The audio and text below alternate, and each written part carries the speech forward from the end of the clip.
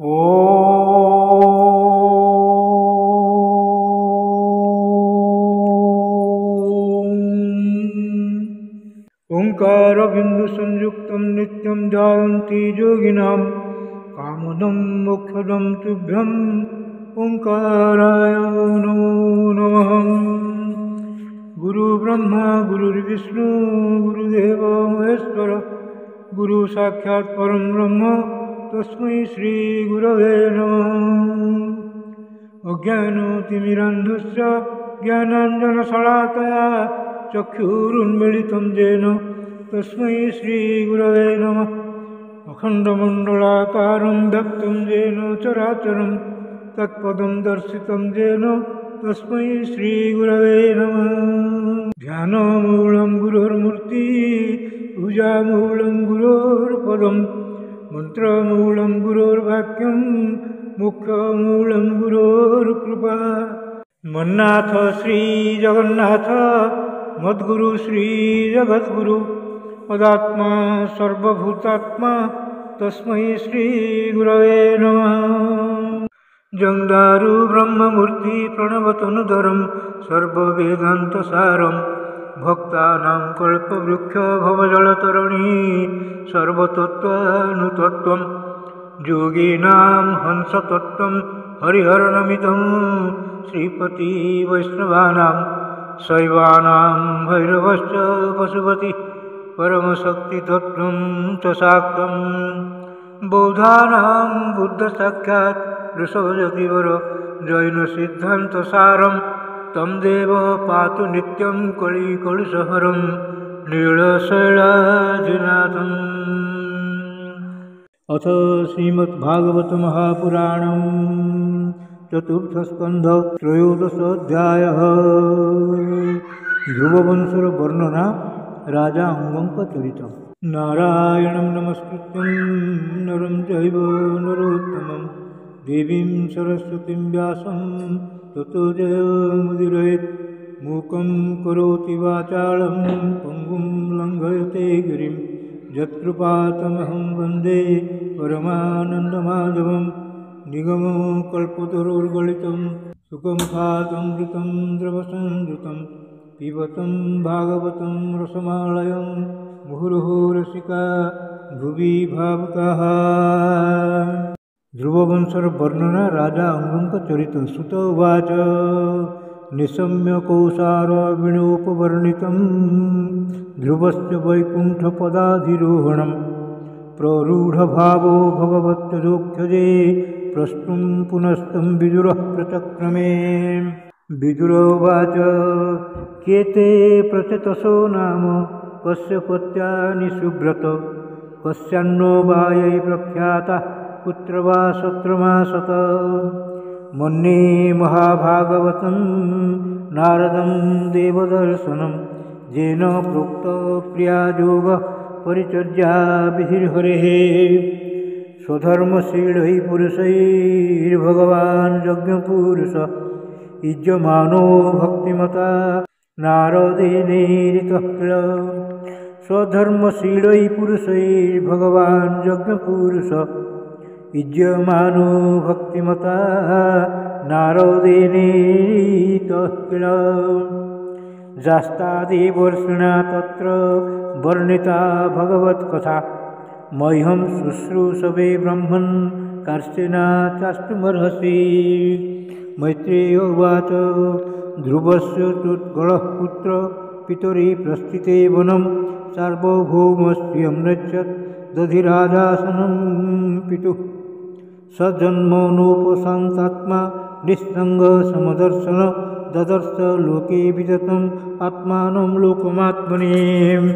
आत्मानं ब्रह्मनिर्वाणं प्रत्यस्तं अमितविग्रहम् अवबोधरसैकात्म्यम् आनन्दमनुसन्ततम्।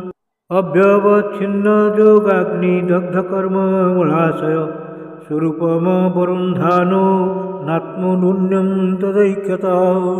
जडान्धबधिरोन्मत्त मूकाकृतिरतन्मति लक्षितः पथिबालानां प्रशान्तारचिरिवानलः।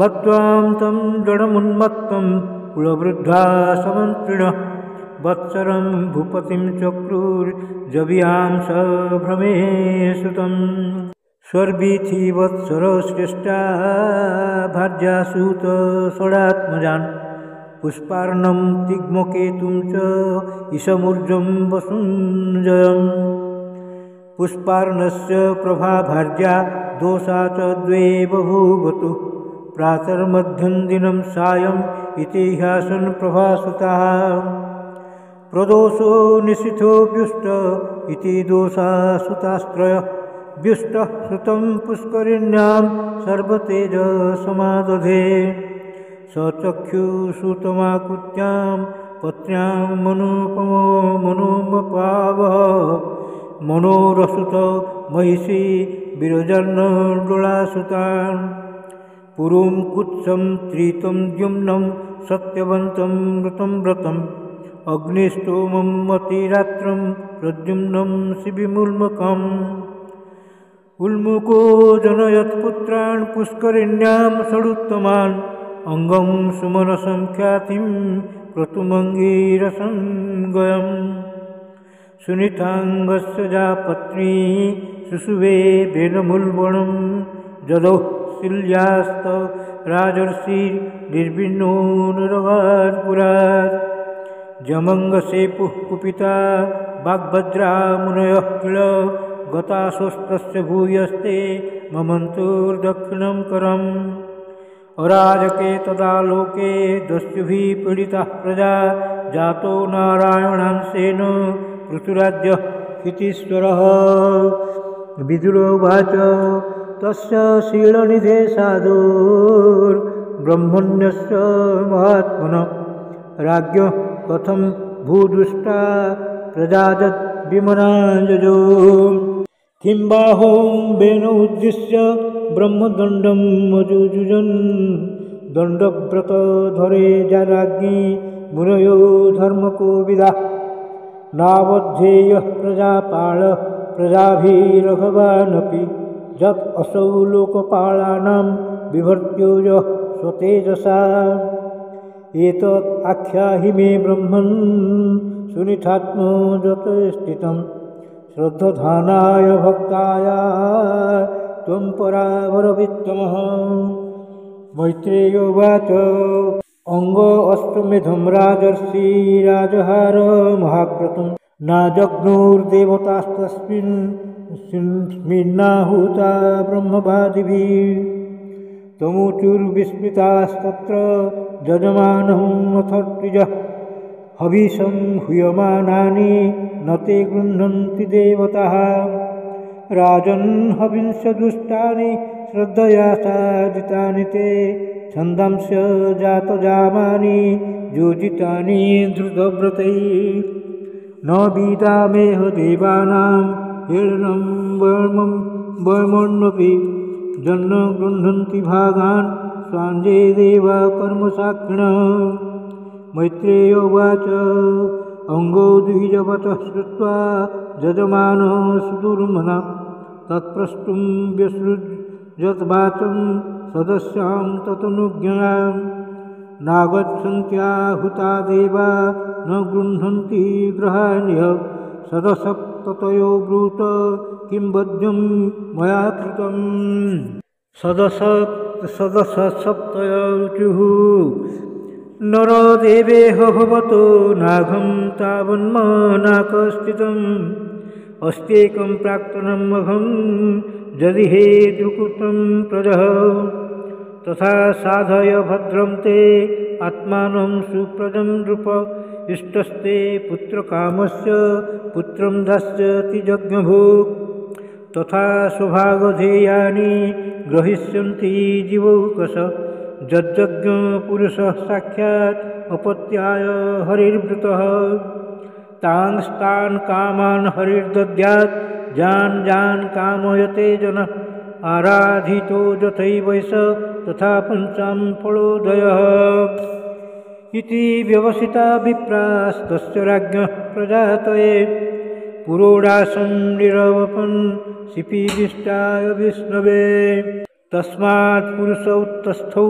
हेमो माल्यं बलाम्बरं हिरण्मयेन पात्रेण सिद्धम् आदाय पायसम् सविप्रानुमतो राजा गृहीत्वाञ्जलिनो धनम् अवघ्राय मुदा युक्त प्रादात्पत्न्या उदारधिः सा तत्पुंसवनं राज्ञी तस्यै वै पत्युरादधे गर्भं काल उपावृत्ते कुमारं सुषुवे प्रजा स बाल एव पुरुषो मातामहनुव्रत अधर्मां सोद्भवं मृत्युं तेनाभवत् धार्मिकः सशरासनमुद्यम्य मृगयोर्वनगोचर हन्त्य साधुर्मृगान् दीनान् वेणुस्यावित्यरोज्जनः आक्रीडे क्रीडतो बालान् वयस्यानतिदारुणं प्रसह्य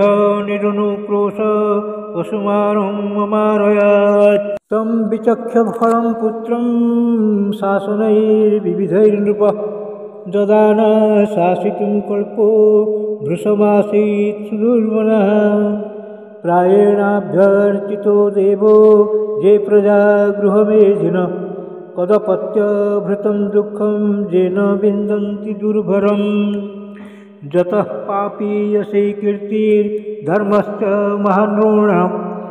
महानॄणां जतो विरोधो सर्वेषां जत आधीरनन्तकः कस्तं प्रजापदे संवै मोहो बन्धनमात्मनः पंडितो बहुमन्येत जदर्थः क्लेशदागृहा कत् अपत्यं वरं मन्ये सत् अपत्या शुचां पदात् निर्विद्येत गृहान्मर्त्यो यत्क्लेश निवह गृहा एवं स निर्भिन्नमनानुपो गृहान्निशित उत्थाय महोदयोदयात् अलब्ध अनिद्रो अनुपलिखितो नृभिः हित्वा गतो वेन शुभं प्रसुप्ताम् विज्ञाय निर्विद्य गतिं पतिं प्रजा पुरोहिताम् अमात्य सुहृद्गणादय विचिक्युरुर्व्यामतिशोककातरा यथा निगूढं पुरुषं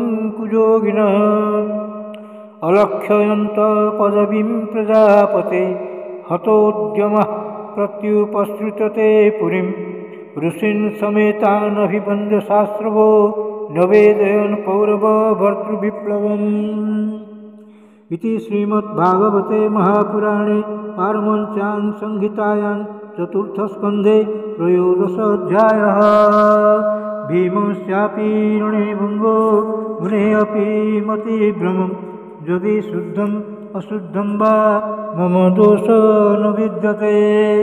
श्रीकृष्णार्पणमस्तु श्रीकृष्णार्पणमस्तु श्रीकृष्णार्पणमस्तु।